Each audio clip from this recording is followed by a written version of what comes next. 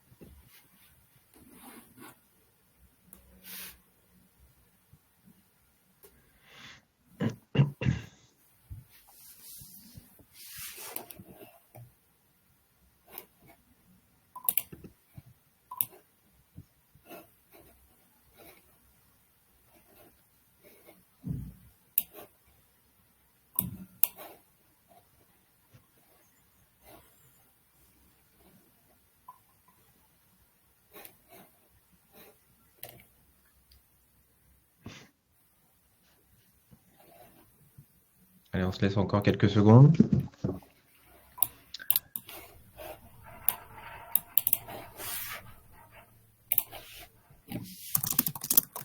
Très bien, je pense qu'on peut démarrer. Bonjour à toutes et à tous. Je suis Franck Chaventré, je suis le directeur général associé de GeonLife et je suis accompagné aujourd'hui d'Aline Bouilly, chef de projet senior. Nous sommes ravis aujourd'hui. Pardon ? Je disais juste bonjour à tous. Je laisse continuer. Nous sommes ravis de vous accueillir ce matin pour ce webinaire consacré aux nouveautés apportées par la dernière mise à jour du Well Performance Verification. On t'entend plus, Franck. Je ne sais pas si c'est...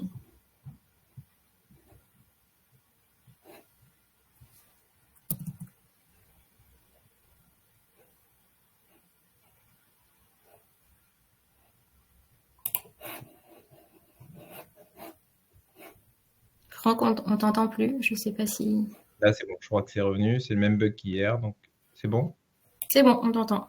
Ok, parfait. Désolé pour cet aléa technique. Donc, je reprends. Nous sommes ravis de vous accueillir ce matin pour ce webinaire consacré aux nouveautés apportées par la dernière mise à jour du Well Performance Verification Guidebook. Comme vous le savez, nous avons l'habitude de partager nos retours d'expérience sur la mise en place de cette certification Well, très complète, mais aussi complexe à mettre en place du fait de ces différentes versions, ces mises à jour trimestrielles. Donc, nous sommes ravis de pouvoir vous accompagner, vous aider pour mettre en place cette certification. Donc, ce webinaire sera l'occasion de découvrir les changements récents du guide et leurs implications pratiques pour vos projets. Nous avons prévu un temps de questions-réponses en fin de session, donc n'hésitez pas à les poser via le chat tout au long de la présentation. Nous les traiterons avec plaisir à la fin. Donc, avant d'entrer dans le vif du sujet, je vais commencer par vous présenter brièvement GeonLife. Donc, GeonLife, c'est une entreprise qui a été créée il y a un peu plus de 3 ans. Donc, c'est une entité qui fait partie de Groupon, où on retrouve un confrère qui est Geon. Donc, nous sommes une entité indépendante et nous intervenons dans la réalisation de mesures et d'études dans le cadre des différentes thématiques que sont confort lumineux, qualité de l'air, qualité de l'eau, le monitoring du confort des espaces et le confort thermique. Donc, nous réalisons ces mesures dans le cadre des différents standards de certification HQE, BREEAM et WELL, par exemple. Nous avons mis en place quelques nouveautés sur 2024 et qui sont en vigueur sur 2025 également, notamment à travers les mesures de confort acoustique dans le cadre des certifications HQE et BREEAM. Nous réalisons également les études d'ondes électromagnétiques et les mesures dans le cadre de la certification HQE. Et tout nouveau produit, une innovation, parce que c'est la première en France et on en est très fiers. Donc, c'est la fresque de la qualité de l'air intérieur qu'on a lancée en fin d'année dernière. Donc, on a un jeu de cartes, en fait, qui permet autour d'un atelier animé par l'un des collaborateurs de GeonLife de présenter, en fait, les différents enjeux en lien avec la qualité de l'air intérieur qu'on peut retrouver dans le cadre d'un projet immobilier, que ce soit du logement ou du tertiaire, peu importe. Ce qui est très intéressant, c'est qu'on anime tout ça autour d'un cas pratique à la fin pour justement vraiment rendre les choses plus concrètes et facilement appréhendables par l'ensemble des participants. Donc n'hésitez pas si vous souhaitez qu'on mette en place qu'on anime cet atelier, de faire appel à nous. L'équipe a continué à s'étoffer. Nous avons encore recruté l'année dernière. Nous sommes une équipe de 8 personnes, dont 2 alternants. Dans cette équipe, Aline, Fabrice et moi-même sommes Well Performance Testing Agent depuis plusieurs années, depuis le début. Et donc, voilà, nous avons à cœur de travailler sur ces différents projets qui sont très intéressants. Un petit point rapide sur notre activité Well et retour d'expérience. Nous sommes Well Performance Testing Organization depuis plus de 3 ans. Nous avons audité plus de 65 projets à travers toute l'Europe, parce qu'on intervient beaucoup en France, mais on intervient également en Europe très régulièrement. Et ce qui fait cette force aussi, c'est justement d'adapter nos différents process et protocoles pour améliorer de façon continue notre efficacité, notre qualité de service. Et ça, on s'en rend assez facilement compte parce que je vous dirais qu'au tout début, c'était aussi compliqué pour nous d'apprendre sur le tas un peu et de répondre aux différentes remarques du Well. Actuellement, on en a de moins en moins, voire 0 par moment, et notamment le dernier dossier en date qui a été certifié en moins de 2 mois après l'audit Well. Donc là, c'est un record, tout projet confondu, mais on constate plutôt une moyenne autour de 3 à 4 mois. Mais voilà, comme quoi c'est possible lorsque le projet est très bien préparé et que les mesures sont au rendez-vous en termes de résultats. Donc, on arrive à atteindre ce niveau de performance. Donc, on est très fiers du niveau qu'on a atteint et on continue à progresser sur la mise en place de cette certification, et on se tient à jour très régulièrement et on partage justement cette mise à jour aujourd'hui. Je vais laisser Aline ensuite vous présenter les détails de cette mise à jour. À toi, Aline. Merci Franck. Donc, comme tu le disais, c'est vrai qu'on a à cœur aussi de partager nos retours d'expérience avec nos clients et nos partenaires. On l'a fait avec certains d'entre vous. Pour ceux qui sont présents l'année dernière, on continuera à le faire, à organiser ces petits retours d'expérience. Et là, aujourd'hui, le but, c'est de vous présenter le Well Performance Verification Guidebook, qui a pas mal évolué, même beaucoup évolué, vous le verrez, dans sa nouvelle version. Donc, si vous faites du Well, vous êtes habitué aux mises à jour trimestrielles du standard. C'est aussi le cas pour le Well Guidebook, même s'il est il est un peu moins souvent mis à jour. Mais là, on serait presque sur une version 2 de ce guidebook, parce qu'il a quand même beaucoup changé par rapport aux versions précédentes. Et c'est pour ça qu'on vous a réunis aujourd'hui pour vous présenter un petit peu tout ça. Ce qu'on va vous présenter dans ce webinaire, c'est la nouvelle méthode d'échantillonnage du guidebook qui a été complètement refondue et harmonisée entre les différentes thématiques. Donc, c'est ça le point le plus important de la présentation aujourd'hui. On va aussi faire un focus sur les quelques nouveautés dans les méthodes de mesure et dans l'évaluation de certains critères. Voilà, ça aussi, ça va vous intéresser de savoir comment évolue la conformité à certains features.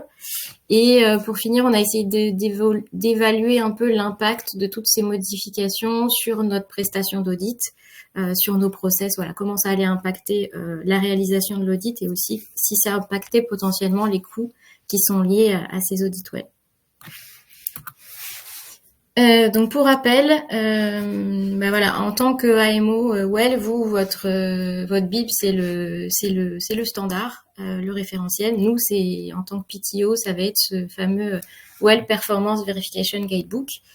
Et donc là, la nouvelle version est applicable à tous les projets, que ce soit du V1, du V2 pilote, du V2 ou du Well Performance Rating pour ceux qui en ont fait, depuis le 1er janvier.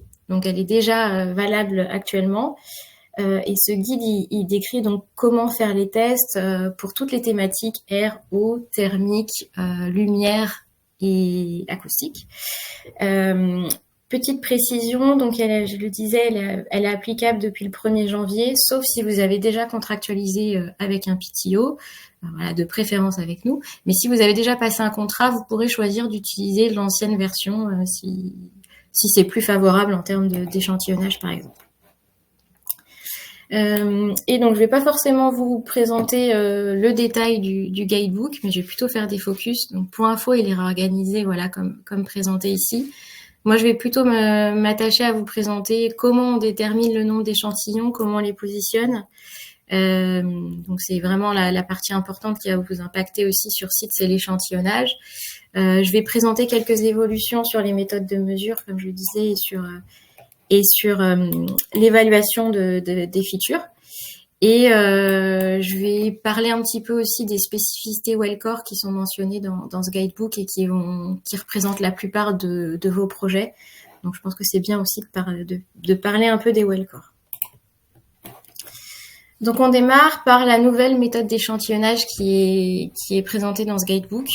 Si vous avez déjà utilisé le Project Information and Performance Tool, qui est un outil qui était déjà disponible, là, qui a été diffusé dans sa nouvelle version, c'est un enfer à remplir, hein. Enfin, c'était un enfer à remplir avant. C'est vraiment la bonne nouvelle de cette mise à jour. Vous le voyez à droite, là, sur la capture écran, pour un projet où vous n'avez plus qu'une dizaine de lignes à remplir.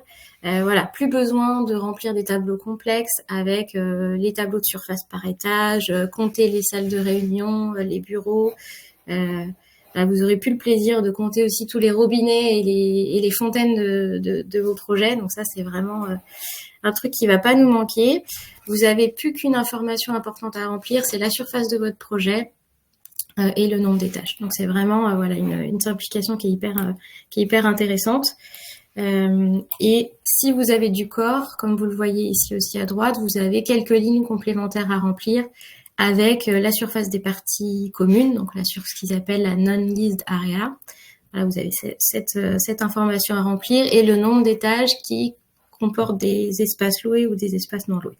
Voilà, c'est un peu les seules données, on va dire, techniques qui rentrent en compte. Et après, pour déterminer le nombre de points, il va être aussi nécessaire d'indiquer ce que vous visez comme optimisation ou comme éventuel point bonus. Vous n'avez plus que ça à remplir, donc ça vous prendra vraiment que quelques minutes.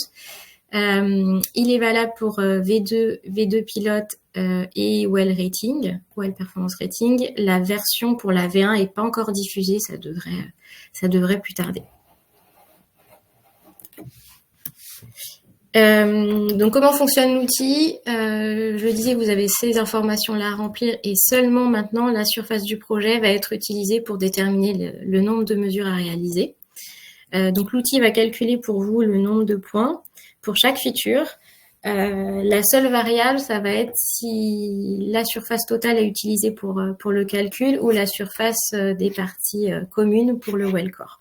C'est la seule chose qui va changer. Donc, pour illustrer ça, j'ai mis un exemple pour un feature. Il faut savoir que voilà, ça fonctionne de la même manière pour toutes les thématiques. C'est simplement la formule de calcul qui va changer. Donc, si vous êtes en well intérieur, il n'y a pas de sujet, que ce soit pour le prérequis ou l'optimisation, vous utilisez dans le calcul la surface totale de votre projet, pardon. Enfin, vous utilisez, c'est pas vous qui le faites, c'est l'outil qui le fait pour vous. Mais voilà ce qui est pris en compte. Si vous êtes en Wellcore, par contre, vous le voyez, ça va être la surface des parties communes qui va être utilisée pour le prérequis. Donc, vous aurez un peu moins de points de mesure à faire, contrairement à l'optimisation où c'est la surface totale qui est pris en compte que vous soyez encore ou en full. Donc, voilà comment ça fonctionne. Et pour illustrer ça, on a fait un exemple, voilà, avec un cas pratique. Donc, on a rempli l'outil avec ses données d'entrée. Donc voilà, des données très simples. Hein. On a pris un Well V2 Core, ce qui est, je pense, la plupart de vos projets. On a mis une surface totale fictive de 10 000 m² et une surface de partie non louée de 1 000 m². Voilà, on a mis des informations très très basiques. Et on a fait 2 scénarios sans optimisation ni point bonus sur les parties corps et avec les optimisations. Donc, voilà, l'outil va directement vous déterminer, comme vous le voyez là sur la capture écran, le nombre de points à réaliser et la surface concernée. Donc, soit vous aurez le non-list space, donc ça veut dire que ça concerne les parties communes, soit vous aurez indiqué gross project, ce qui veut dire que ça concerne le bâtiment dans son entièreté. Ce que je veux préciser, c'est que l'outil, du coup, vous donne un nombre de points. Il vous indique pas où les positionner. C'est un peu la partie qui est plus complexe dans ce nouveau guidebook. L'outil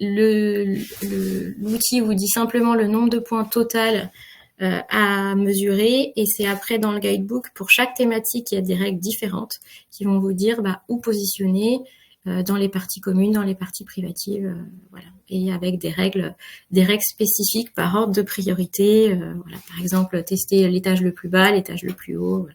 Tout ça va changer en fonction de la thématique, donc je rentre pas dans le détail, mais ce qui est à retenir, pardon, cette mise en place est bien plus complexe finalement qu'avant. Par contre, en termes de stratégie d'échantillonnage, la quantité est beaucoup plus simple, la détermination des quantités est beaucoup plus simple, mais la stratégie, elle est plus complexe.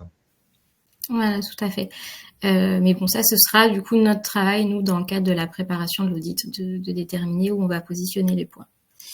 Ce qu'on peut remarquer aussi juste comme ça en première approche, c'est que vous le voyez dès qu'on vise des optimisations ou que la surface est plus importante, puisque du coup c'est 10 000 m² qui sont pris en compte, tout de suite le nombre de points à mesurer va augmenter de manière sensible.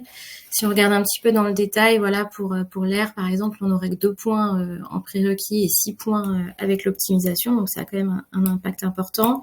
Pour l'eau, étant donné que c'est seulement la surface totale qui est prise en compte, voilà, le nombre de points va pas changer qu'on soit en well core ou en well intérieur. Et par contre, ce qu'on peut noter, c'est que 2 points dans ce qu'on appelle nous les points alimentaires, c'est pour W2 et W4, où il y a beaucoup d'analyses à réaliser. On est on est à 2 points dès qu'on passe 5000 m² de projet. Donc ça, c'est un point important parce que souvent, on avait plutôt tendance sur des projets classiques où on n'a pas de fontaine, par exemple, à n'avoir qu'un point alimentaire. Donc ça impacte un petit peu l'échantillonnage dans cette nouvelle version. Pour la lumière, on a plutôt moins de points qu'avant, puisqu'avant, on était plutôt à soit 50, soit 100 points en fonction du nombre d'étages. Donc là, on constate que c'est plutôt avantageux en termes de nombre de points. Pour le L02 en tout cas, pour le circadien, ça reste sensiblement la même chose qu'avant. Pour la thermique, on a l'impression en tout cas que c'est un petit peu plus à la hausse en termes de nombre de points que ce qu'on avait avant. Et pour le son, quand on vise que les prérequis, ce sont des optimisations, mais en tout cas, quand on vise que les points pour les espaces corps, on a un nombre de points qui est assez réduit.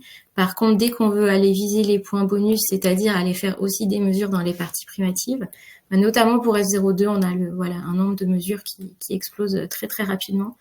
Donc ça, c'est peut-être aussi la différence par rapport à l'ancienne version du guidebook. N'hésitez pas à noter vos questions dans le chat, on y répondra à la fin, s'il y a des sujets sur lesquels il faudra qu'on revienne sans souci. Pour l'évolution des protocoles de mesure ou du matériel, c'est des éléments qui vont plutôt nous concerner, nous, en tant que PTA. Donc, je vais pas forcément tout détailler, mais il faut savoir qu'il y a eu pas mal d'évolutions. Ils ont autorisé de nouvelles méthodes de mesure. Ils ont un petit peu élargi aussi, assoupli les règles sur les laboratoires, par exemple. Ça peut nous servir quand on est à l'étranger. C'est un peu moins le cas en France, mais ça sera utile. Ou ils ont étendu les périodes de calibration. Voilà. Ça va plutôt dans le sens d'assouplir ou d'élargir les règles pour la plupart de ces modifications, mais ça nous concerne plutôt nous, comme je disais. J'ai quand même fait un focus sur quelques évolutions de méthodes de mesure qui me semblaient intéressantes. Donc sur la thermique, avant on mesurait le confort thermique à 3 hauteurs selon la position de l'usager, s'il était assis ou debout. Là, c'est plus le cas. Maintenant, on n'aura plus à se poser la question de quel sera l'usage de la pièce. On n'aura qu'une seule mesure à faire, à une mesure entre 1,10 m et 1,70 m. Donc ça simplifie pas mal la méthode de mesure. Le temps d'intervention reste le même, mais la méthode est plus simple. Pour la lumière, au contraire, ça s'est complexifié. Précédemment, en fait, on avait une grille de 3 mètres par 3 mètres à superposer sur un étage complet. Voilà, qu'on positionnait de la manière dont on le souhaitait.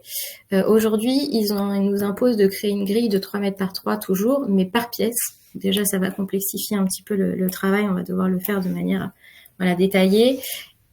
Et en plus, on a des contraintes sur la position de cette grille, puisqu'on ne doit pas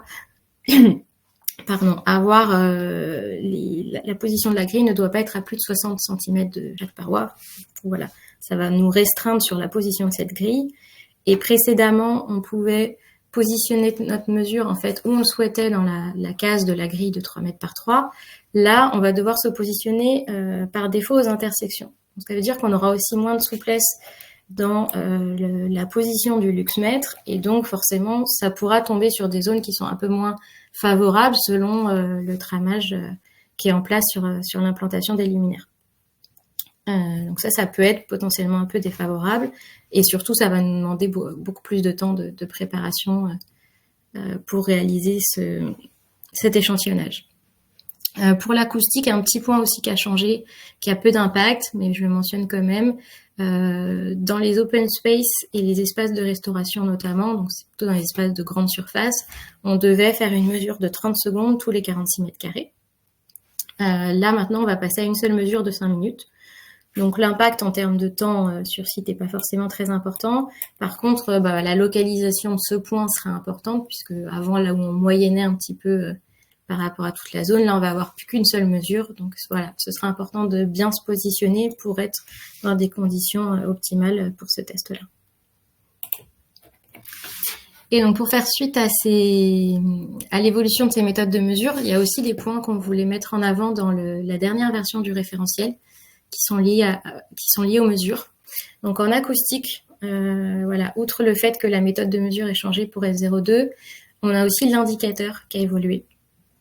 Donc je ne vais pas rentrer dans des explications acoustiques trop fines pour pas vous perdre, mais en tout cas, ce qu'il faut retenir et ce que vous voyez sur le schéma, c'est qu'avant on mesurait le L maximum. Donc c'était vraiment le niveau de bruit en vent, en fait le pic qui avait été mesuré pendant les 5 minutes de mesure.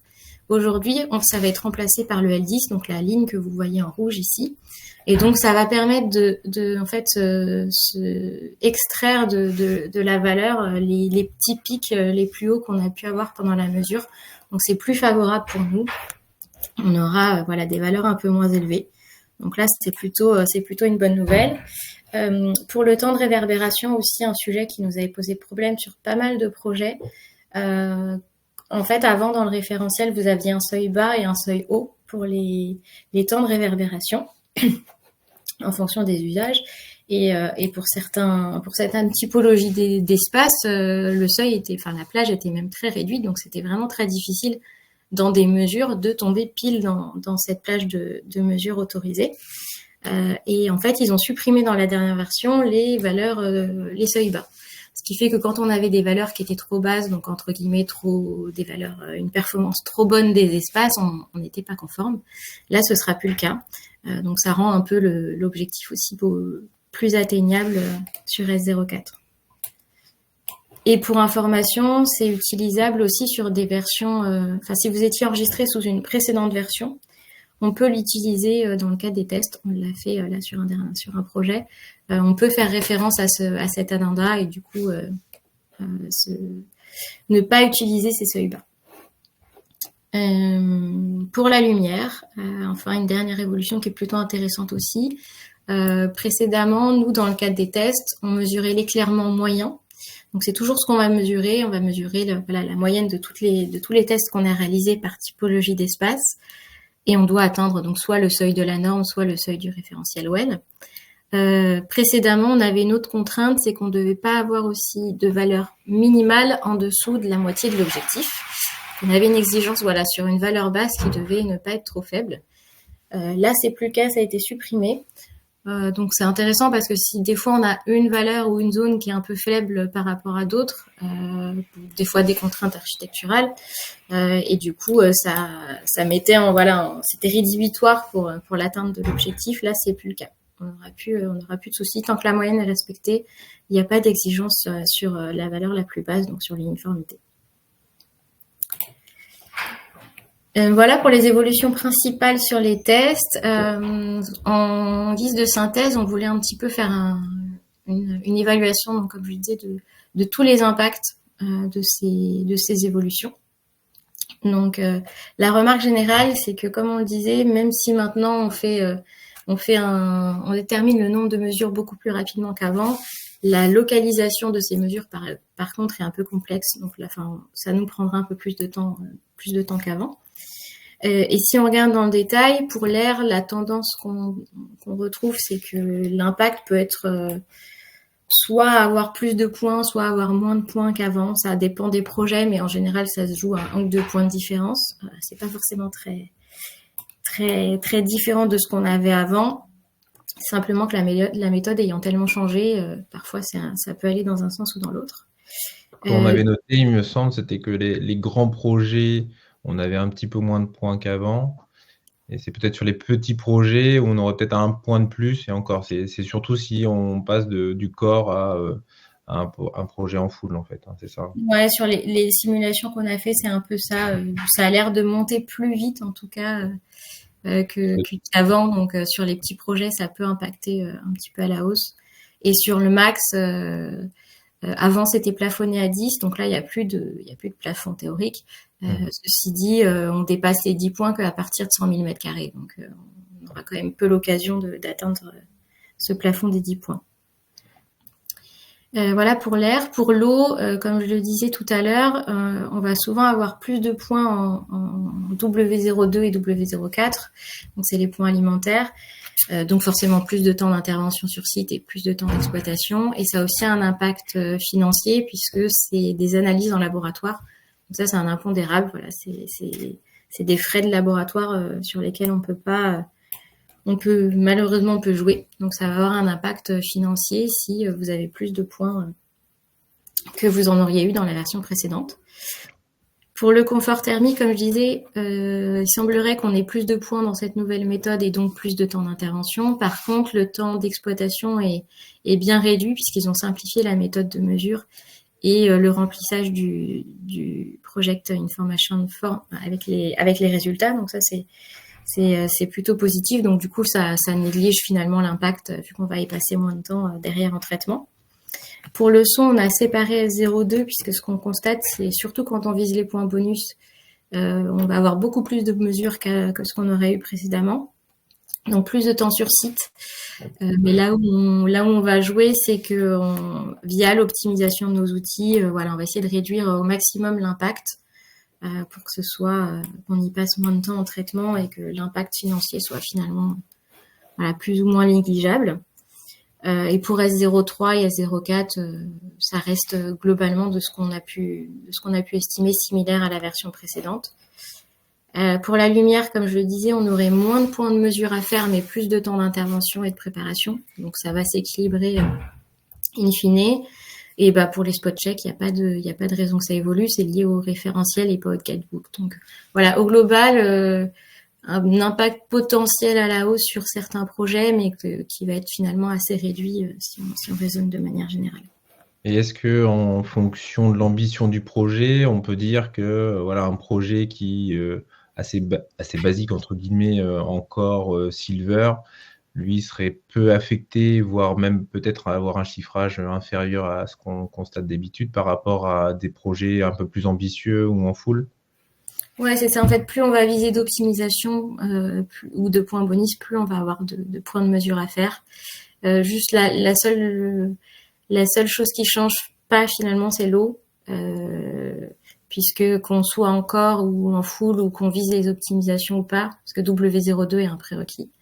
Donc ça, quoi qu'il arrive, ça risque d'impacter les projets très simples qui n'ont pas de fontaine, par exemple. On a juste un type de filtration sur site. Là, ça va impacter un petit peu à la hausse. Okay. Et pour finir, on voulait aussi parler de quelques petits points de vigilance qu'on a repérés qui nous semblaient importants. Dans le guidebook aujourd'hui, c'est bien précisé qu'on ne doit pas vous transmettre les plans de localisation de nos mesures. Pour ceux qui ont déjà fait des audits avec nous, dans le pré-call, normalement, on vous transmet des plans de repérage de toutes les mesures qu'on va faire. Ça, on n'aura plus le droit de le faire. On devra simplement vous transmettre la liste des espaces qu'on va tester, donc par exemple un open space, le restaurant, etc., et les étages. Mais on n'aura pas le droit de vous positionner de manière très précise sur un plan nos mesures. Donc ça, c'est la chose aussi qui va changer. Et un autre point qu'on avait abordé avec certains, notamment dans nos présentations de retour d'expérience, dans les versions précédentes du référentiel, vous pouviez réutiliser les mesures qu'on fait dans le cadre de notre suivi en exploitation si c'est fait par un PTO, donc par nous. Vous pouviez les réutiliser, donc faire la moyenne de ces 3 années pour la recertification. Faut savoir que c'est plus, ça a disparu du dernier addenda Q3 Q4 2024. Donc cette possibilité, voilà, n'est plus envisageable. Donc soyez vigilants si vous faites recertifier un projet. Là, je pense à des projets qu'on a déjà en cours où on a prévu la recertification.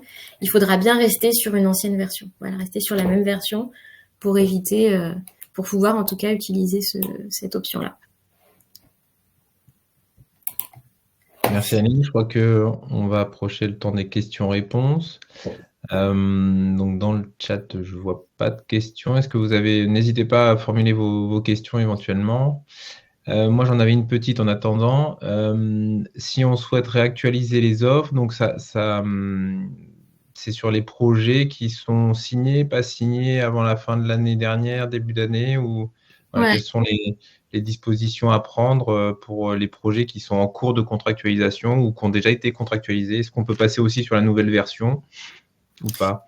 Si on a déjà contractualisé, ce qu'on peut faire, c'est comparer les deux versions et voir laquelle est potentiellement la plus intéressante en termes de nombre de points. Si c'est pas contractualisé, effectivement, je vous invite à, si on avait déjà fait un chiffrage, à nous recontacter pour s'assurer que voilà, il n'y ait pas trop de variations en termes de nombre de points, pour qu'on mette potentiellement à jour le devis si nécessaire. Voilà. Et pour, je le rappelle, pour la V2 ou V2 pilote, vous pouvez nous contacter en direct pour faire des demandes de devis. Pour la version 1, ils ont mis en place un nouveau formulaire qu'on vous mettra aussi dans le mail que vous recevrez à l'issue du webinaire. On vous mettra tous les liens. Voilà, il y a un nouveau formulaire de demande d'audit pour la version 1 où vous pouvez voilà, demander à passer par de préférence par un well PTO de votre choix. Pour la V2. Pour la V1, tout à fait. Pour la V2, on peut toujours contractualiser en direct. En direct, sans souci. Et quelles sont les informations de base dont tu as besoin pour formuler une offre? Alors du coup, c'est aussi, je vais revenir sur la slide, c'est aussi maintenant marqué dans le guidebook, donc ça c'est pas mal. Vous avez aussi la liste des informations à nous transmettre. Donc vous avez ce formulaire à compléter. Donc ce qui est important, c'est que vous ayez la surface totale de votre projet et la surface des parties communes. Et nous indiquer les features qui sont visées. Donc voilà, avoir le scorecard à jour avec est-ce que vous visez les points bonus ou pas, et des plans de projet. Voilà, c'est les informations un peu de base dont on a besoin pour faire bien, merci. Je crois qu'il y a une question dans le chat. Bonjour Marie. Bonjour à tous les deux. Par rapport au point de vigilance 1, pourra-t-on toujours discuter avec vous des espaces où réaliser les tests? Plutôt un étage par rapport à un autre, par exemple? Bah oui, du coup, ça, on pourra toujours en discuter, notamment pour les étages, s'il y a des zones qui sont encore en travaux ou qui ont été finies avant d'autres. Mais on n'aura pas le droit juste de vous dire à quel endroit on va positionner les mesures exactement dans l'étage ou dans le plateau, par exemple. Mais on pourra toujours vous communiquer l'étage sans souci. Oui, c'est ça, la liste des espaces, les niveaux auxquels on interviendra. La seule difficulté auquel on est confronté maintenant, c'est que la règle de choix des étages est un peu imposée en fait par la nouvelle stratégie mise en place par le guidebook. Donc on a des règles de choix à prendre en considération. Donc là où on pouvait peut-être éviter certains niveaux, là ça peut être un peu plus délicat. Donc on aura toujours, je pense, des exceptions possibles s'il y a des travaux preneurs ou des choses comme ça sur les bâtiments corps, mais sur des bâtiments full, ça peut être un peu plus délicat, je pense, à éviter certains espaces. Donc voilà, donc ça, au cas par cas, je pense qu'on pourra l'étudier et puis voire même poser la question à l'IWBI pour avoir faire le bon choix. Oui, Marie, c'est toujours quelque chose dont on pourra discuter en pré-call et on vous indiquera potentiellement les contraintes. Bah là, on a obligation d'aller tester l'étage le plus bas, l'étage le plus haut, par exemple. Mais l'échange se fera toujours. C'est le but des pré-calls et notre accompagnement. De rien, Marie. Bon, je pense que c'est la seule question. Dans tous les cas, n'hésitez pas à nous solliciter si, vous souhaitez échanger sur, vos différents projets. On pourra les aborder, un à un et puis, on est à votre écoute Il y a encore voilà. une question qui est en Ouais, train il y a de encore une arriver question sur qui le mail. arrive. Ouais. Roulement de tambour. En tout cas, on vous enverra, je ne sais plus si on l'a dit, mais on vous enverra bien un mail, vous aurez le replay, notamment pour vos collègues qui n'avaient pas pu être présents. On vous enverra, oui Sophie, du coup je vois ta question, on vous enverra le replay, donc vous aurez toute la vidéo avec les supports, il y aura aussi les liens vers les nouveaux outils, le nouveau guidebook, le nouveau template du Project Information, donc vous aurez tout ça dans le mail récap. Parfait, très bien. Bah, écoutez, je vais vous souhaiter un bon appétit. Merci pour votre participation et puis, ben, une très bonne année à tout le monde et à très bientôt. On reste juste quelques minutes justement pour, je vois qu'il y a encore des petites questions. C'est cool. Merci. C'est super. Bon, en tout cas, on vous envoie tout ça et puis n'hésitez pas s'il y a des choses, des questions qui vous reviennent par la suite à nous contacter. Je pense que la plupart d'entre vous ont nos mails. Donc voilà. On est à votre disposition. Merci, au revoir. Bonne journée à tous. Bonne journée.